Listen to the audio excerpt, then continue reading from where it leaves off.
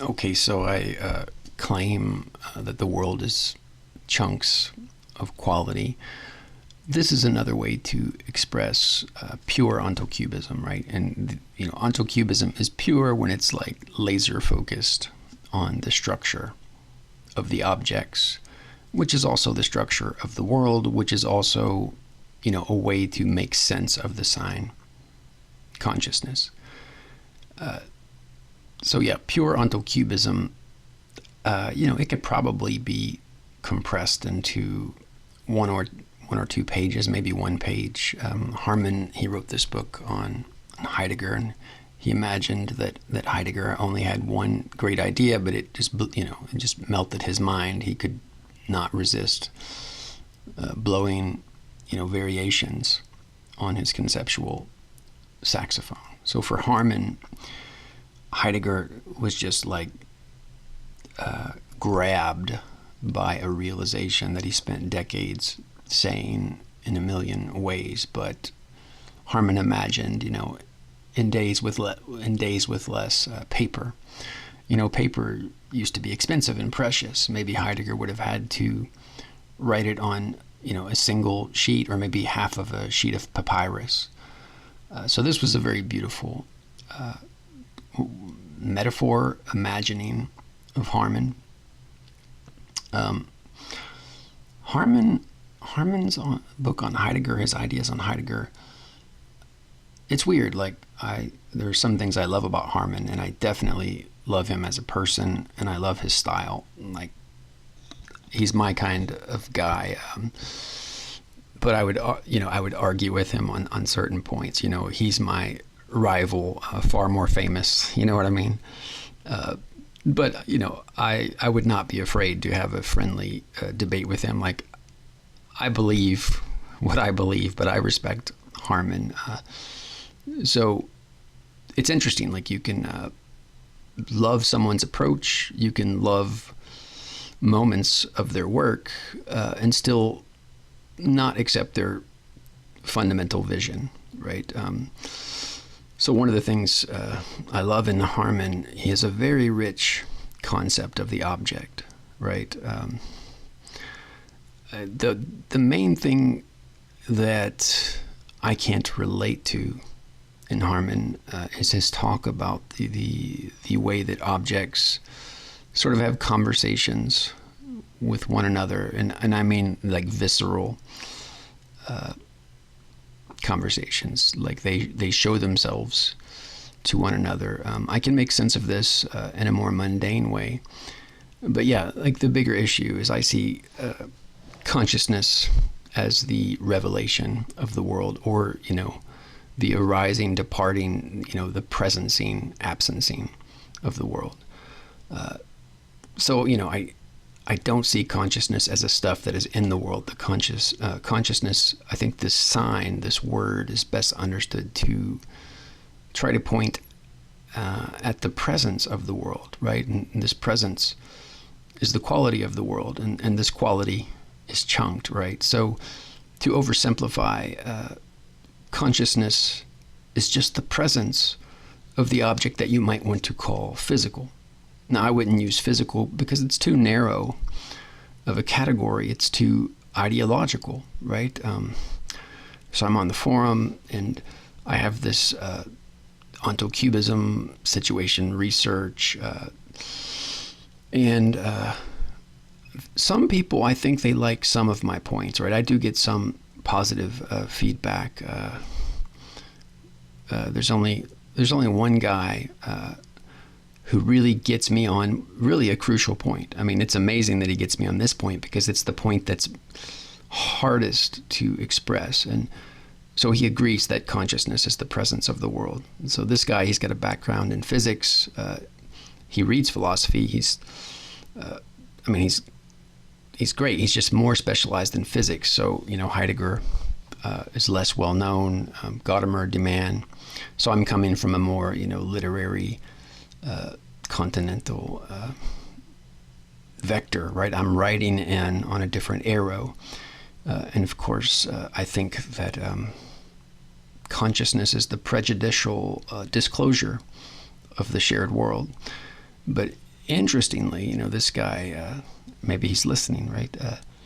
He was really influenced by Wheeler, the participatory universe. So I dig that stuff. Basically, if I had all the time in the world, I would probably dig more into that and dig more into cubism. Cubism is very close to ontocubism. It's more specific. It's far more detailed and obviously concerned specifically with quantum mechanics. But man, there's a lot of overlap. So I'm into De Finetti, subjective probability. I would understand, what we call causality. I would understand the sign causality to point towards something like our enacted expectation. I agree with Hume that we sort of enact the expectation of the uniformity of nature. Like, I don't think we can deduce that the future will be essentially like the past, but we cannot help expecting. We cannot help expecting that the future will essentially be like the past. And this is basically what you might call our enacted, probabilistic model. And Peirce is all about this too. The prejudicial disclosure of the world, right? Well, the world is a kind of river or fire. It's a flux.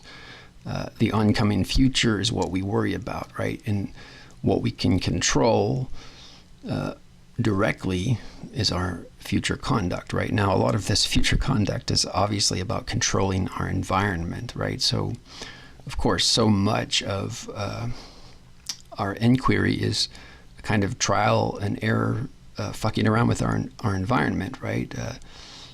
One monkey finds a new way to peel a banana, and the curious, open-minded monkeys who aren't too stubborn, they're not too dishonored by receiving a benefit, and I'll peel my banana that way too, right? I'll learn from anyone, Okay, so yeah, the world is chunks of quality. So I do read this into Plato and Heraclitus, but I thought I should emphasize, like, it doesn't really matter if Plato, if I could summon his ghost and we would talk and he would agree with me. It's not an appeal to authority. It's kind of a delightful. It's like you can project a thread on the tradition. Now, the theory is going to shine with its own virtues, nevertheless. So if you think the theory is beautiful, you actually want to project it, right? You think that's how that is how I feel about what is called ontocubism. It's funny, my feelings fluctuate because I've worked on it for a long time, and I have said it in many different ways. And in some moods, it's like I want to move on. Like I was remembering today, like I was really into designing chess-like games, basically these abstract strategy games. And there's this one idea that I had. The pieces can only move forward, or if they do move backward, they have to capture a piece. So if you've played chess, you can get into infinite loops. So they invented rules that if a position repeats 3 times, it's a draw. I just thought this game, which you might call forward or charge, the two sides they have no choice but to collide. I think I used to call it interpenetration. And I actually, it was funny, I was inspired by Yeats. He wrote this sort of mystic book that was published as A Vision. And there's this illustration of these two interpenetrating cones. And if you know the poem, The Second Coming, what rough beast its hour come round at last slouches toward Bethlehem to be born. So there's a thetic age and an antithetic age, sort of the age of Christ and the age of Caesar. But yeah, for me, I would design games. I would design chess-like games, and 9 dimensions. Some pieces could move through other pieces, sort of like electrons. My most recent thing I did a few years ago, I was calling it Dragon. You use cylinders of different sizes. But yeah, I mean, I was like, man, I need to work on that. I was having some good ideas today. I scribbled in my notebook. And then I think, oh, maybe I should, or I could write PDFs, right? So I've been writing on the forum, and see, the forum, I know people are going to read it. It's actually more public in that it's funny. I've talked to Google's default AI and asked it what it knew about my philosophy, and I think it's programmed to flatter you a little bit, but it's a little uncanny, but also at least temporarily amusing to have AI function as your witness. Now, I don't think that the world is there for AI. I think that AI is an implementation of the who of everyday Dasein, but without consciousness. But, it's possible because there is this intense normative structure in our sign use. So on the forum once, I said approximately, and for the most part, we are bots. And this was, AI wasn't so huge back then. But even then, and I studied neural networks in grad school. That's when I was fucking around and writing more code than proofs. But approximately, and for the most part, we are bots. So this echoes the style of translations of Heidegger, proximally and for the most part. So the anyone, the nobody, the who, the generic collective consciousness. This is our foundation. This is the kind of subject or communal subject. And you could say that philosophy is the one's self confrontation, or the anyone's self confrontation. And in that sense, authenticity. It's when you start to validate things for yourself, right? When you start to get to a more autonomous level. But this is a great point in Derrida. So when I critique my culture, when I try to see around its presuppositions, if I do that discursively, if I do that conceptually or verbally, then I have to rely on my training. I have to take most of the signs for granted. I have to use them unconsciously. Like I can try to ask a radical question, but I have to trust in the public significance of the phonemes that I use to utter that question. This is also in Wittgenstein's On Certainty, one of the last batches of notes that he wrote. So this is the ground as the abyss. At the bottom of the psyche, you might want to say, at the bottom of the organism whose existence is a visceral inquiry, it's these bot-like unconscious navigations, right? Walking around the furniture, or just reacting to the sound or the sound mother.